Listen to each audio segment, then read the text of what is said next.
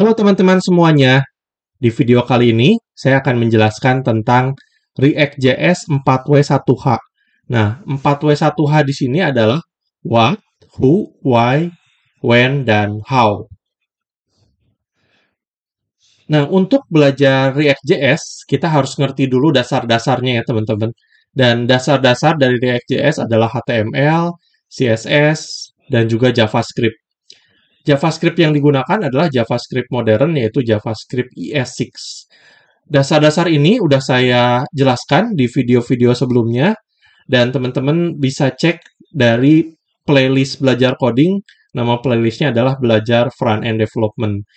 Jangan terburu-buru untuk belajar React.js, kita harus punya fondasi yang kuat dan harus ngerti dulu dasar-dasarnya sebelum kita bisa belajar React.js. Ya.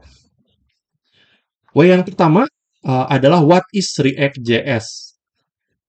Menurut website resminya, teman-teman, React.js ini pengertiannya adalah the library for web and native user interfaces. Nah, saya coba jelasin setiap keywordnya, teman-teman. Jadi, library ini adalah kode yang ditulis oleh orang lain yang bisa kita gunakan untuk membangun aplikasi kita sendiri. Jadi, React ini punya kode-kode yang udah ditulis orang dan kita bisa gunakan. For web and native. Nah, apa bedanya web dan native? Web ini adalah aplikasi yang bisa dijalankan di semua platform. Baik itu Windows, Linux, iOS, atau Android, atau yang lainnya. Web ini bisa dijalankan di semua platform. Kalau native, ini cuman bisa dijalankan di uh, platform tertentu. Misalkan iOS, iOS aja, Android, Android aja, kayak gitu. Linux, Linux aja. Tapi React ini bisa digunakan di baik itu web dan juga native. Dan di sini ada keyword user interfaces. Nah, kalau kita berbicara tentang UI, ini artinya adalah front end. Jadi user interface ini adalah tampilan, interface ini tampilan yang ditampilkan ke user gitu. Artinya React ini adalah front end ya, teman-teman.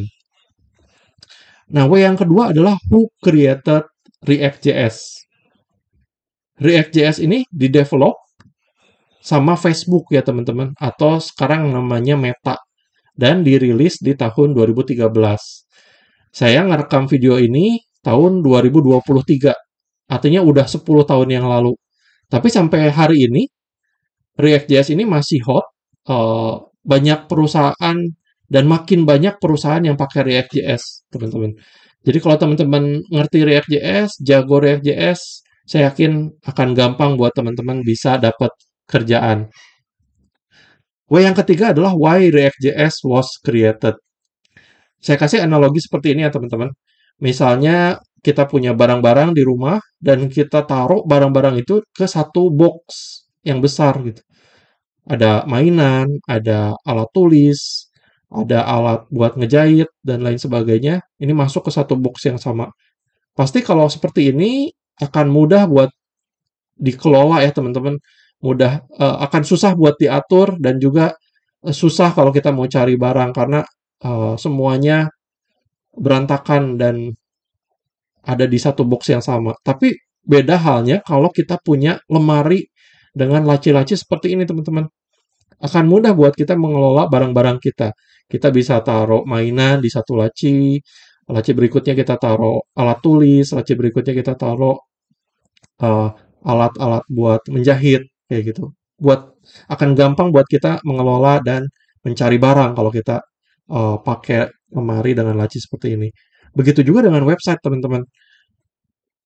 Kalau zaman dulu, satu halaman website itu kita taruh di satu HTML yang besar.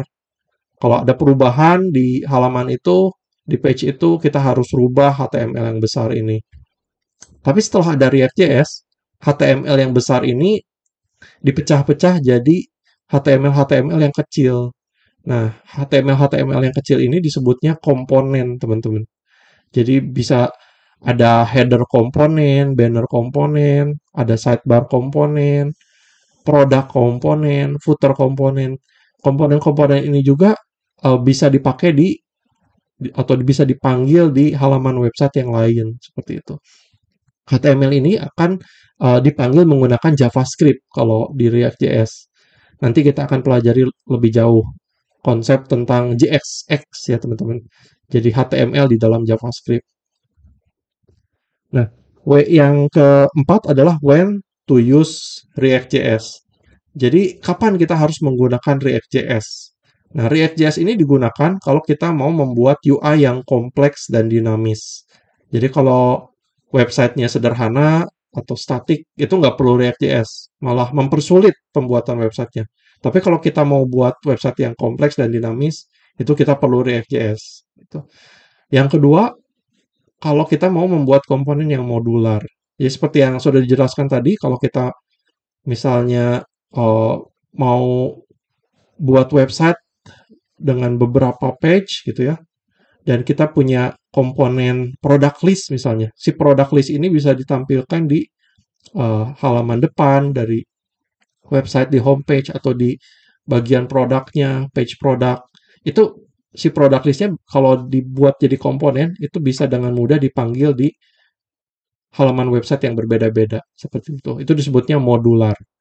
Dan yang ketiga yang jadi konsiderasi ya untuk React.js biasanya adalah untuk meningkatkan performance. Jadi kalau kita pakai React.js karena dia dibuat jadi komponen-komponen yang kecil, kalau ada perubahan di tampilannya yang di reload itu nggak satu HTML yang besar tapi cuman komponennya aja seperti itu. Contohnya seperti ini ya teman-teman. Di Facebook kalau kita like postingan orang gitu ya, atau bahkan postingan diri sendiri gitu ya, ini jumlah like-nya bakal nambah dan yang di load itu cuman komponen ini aja atau bahkan kalau kita share juga uh, jumlah share-nya nambah gitu. Dan ini cepet ya, update-nya itu Facebook perubahan angkanya cepet karena dia komponen yang kecil, nggak perlu nge-load semua page-nya, satu page besarnya itu nggak perlu di-load.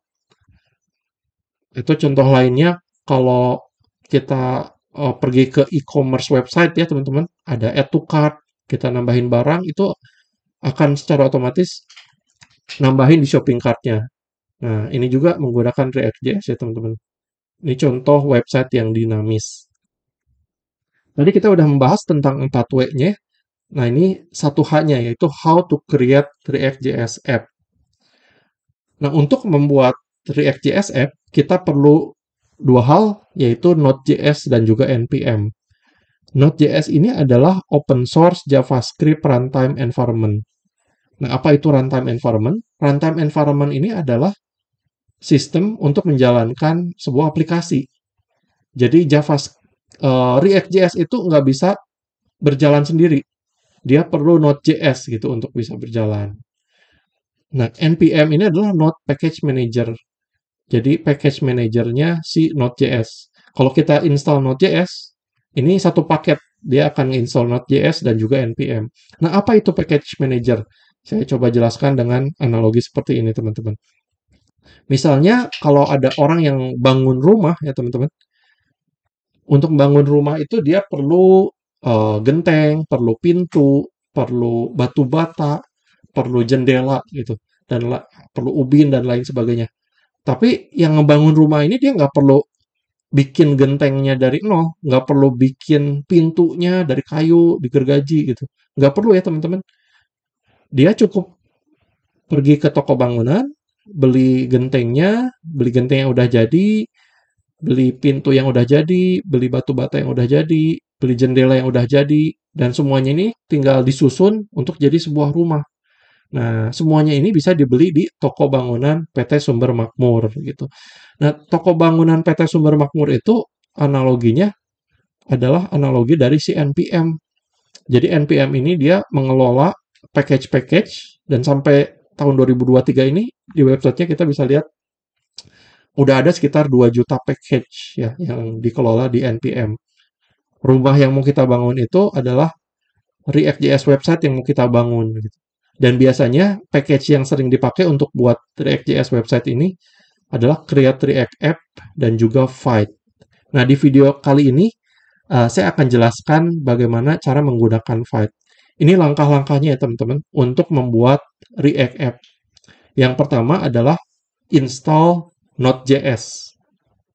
Nah, teman-teman, untuk install Node.js ya, teman-teman bisa pergi ke websitenya Node.js, yaitu nodejs.org ya, teman-teman. Dan teman-teman bisa download. Ini ada dua pilihan. LTS ini adalah long term stable version ya, teman-teman. Jadi versi yang udah stable gitu, teman-teman. Atau teman-teman bisa juga download yang paling terakhir, latest feature, yang paling baru. Tapi kadang mungkin masih ada bugnya, masih ada problemnya ya, teman-teman. Kalau LTS ini udah lebih stabil, versi yang udah stabilnya. Biasanya saya install yang ini ya, teman-teman. Oke, setelah install, step yang kedua yaitu buka VS Code, lalu buka terminal tab, new terminal. Nah, kita mau cek kalau instalasinya sudah berhasil, kita bisa cek Node versionnya dengan Node spasi -v, dan kita bisa cek juga npm versionnya dengan menggunakan npm-v. Nah, teman-teman bisa buka VS Code-nya, lalu ke terminal, new terminal ya, teman-teman. Nah, nanti akan muncul terminalnya seperti ini. Nah, kalau teman-teman udah install Node.js tadi ya, teman-teman bisa cek versinya, Node spasi -v seperti ini. Kita akan bisa lihat versi Node.js-nya. Lalu untuk mengecek versi npm, yaitu npm-v seperti ini. Nah, ini artinya udah beres instalasinya ya, teman-teman. Nah, langkah selanjutnya setelah kita install Node.js adalah kita mau buat project yang namanya React-Demo menggunakan Vite. Nah, caranya adalah kita ketik di terminal tadi npm create Vite.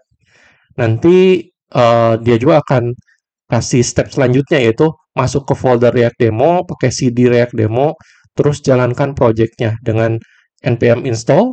npm install ini untuk install dependensinya ya, dan juga npm run dev.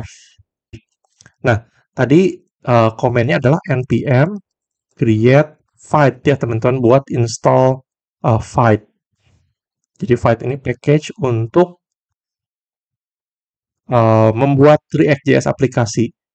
Ini ditanya oke to proceed, kita kasih Y aja ya. Dia bakal install. Nah, nama projectnya apa gitu ya. Ini contohnya Vite project. Kita mau ganti jadi React-demo. Nah, terus dia akan nanya, ini nanya kayak kita mau buat aplikasi apa. Ini kita pindahin dengan cursor ya, dengan atas arrow button ya. Kita pilih React, ini untuk React, frameworknya React, dan variannya apa? Saya pilih JavaScript ya, teman-teman. Pakai arrow key nih, pindah-pindahinnya. Nah, dan katanya, now run cd React demo, ada nama foldernya, ini React demo. Kita tulis cd ini buat change directory, buat pindah folder ya, React-demo. Nah, terus kita mau jalanin juga npm install yang kedua ini ya. Now run cd React demo npm install ini untuk install dependensinya. Dependency ini adalah kayak library yang dipakai sama si Vite gitu. Nah, ini tadi saya stop sebentar. Sekarang udah beres ya install dari command npm install tadi ya, teman-teman. Udah beres installnya. Yang terakhir adalah kita run npm run dev. Gitu. npm run dev. Nah, dia akan kasih satu link untuk kita buka di browser kita. Kita bisa copy dan kita buka di browser kita. Nah, udah jadi teman-teman. Ini React aplikasi yang kayak Hello World-nya lah teman-teman ya. Ini Vite plus React. Nah, sekarang kita coba nih mau rubah sedikit websitenya nih. Kita balik ke VS Code, terus kita open folder. Tadi saya install eh, si React demo ini di dalam C user vnjar React demo ya. Jadi kita mau buka foldernya, kita masuk ke C user vnjar React demo. Nah, ini folder kita, project yang kita buat. Nah, yes, I trust the author. Oke, nanti kita mau pelajarin juga apa aja yang ada di dalam sini ya, teman-teman. Kalau kita buka app.jsx ini ya, teman-teman, tadi kita lihat di webnya ada fight plus react ya, teman-teman. Kalau kita ganti jadi hello world gitu ya. Ini H1 ya, teman-teman, atau headingnya. Terus kita save. Nah, kita balik lagi ke websitenya, kita refresh. Nah, apa yang terjadi adalah ini nggak bisa dibuka ya, teman-teman, karena kita harus running lagi, teman-teman, npm run dev lagi supaya perubahannya bisa kita lihat. Tadi kita rubah jadi hello world.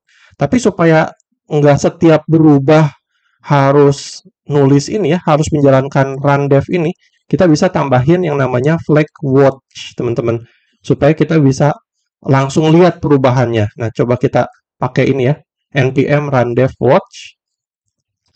Dia akan kasih lagi ininya ya, linknya. Terus ini masih link yang sama, portnya sama 5173. Kita refresh sekarang. Nah, kita bisa lihat perubahannya sekarang jadi hello world. Kalau kita balik lagi ya, kita tambahin hello world 2. Coba kita save sekarang. Nah, sekarang langsung kelihatan gitu. Nanti kita bisa rubah-rubah website ini, ganti logonya, gambarnya, buat website seperti yang kita inginkan gitu. Ini udah dibuatin dasarnya pakai Fight ini ya, teman-teman. Kita udah bisa lihat file-filenya yang kita perlukan udah ada di project dari Fight ini. Seperti itu, teman-teman, penjelasan tentang React.js 4W1H. Di video-video berikutnya nanti kita akan belajar lebih lanjut tentang React.js ini. Terima kasih sudah menonton video ini sampai akhir ya, teman-teman. See you in the next video. God bless you.